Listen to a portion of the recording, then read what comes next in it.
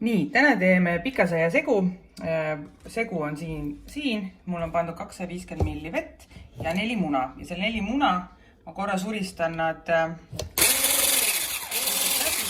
Mul on nii palju lihtsam. Sest kuna pikasaia sees on väga palju psüllumi, siis ta hakkab kiiresti paisuma ja mida kiiremini sa selle läbi segad, seda lihtsam sul endal on. Ja selle läbi.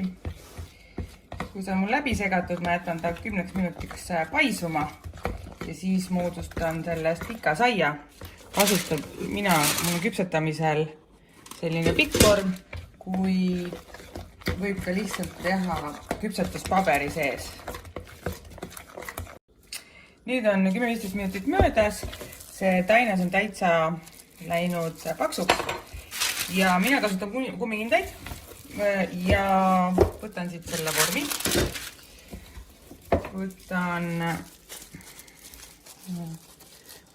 meelde lihtsam, kuna ta on väga veniv ja kleepuv, siis mina olen seda teinud tüki kaupa, sest muidu te lihtsalt igale poole kinni. Võite peale panna seemneid, kas 4 seemnemiksid või seesamiseemneid. Ja mina olen ka noaga viilud peale tõmmanud. Ja ahjus hoiate tund aega 190 kraadi juures. Vahest ma teen ka niimoodi üle.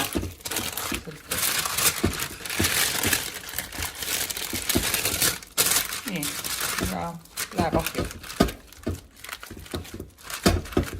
Ma tõmban siit veel ka, jätan ma niimoodi.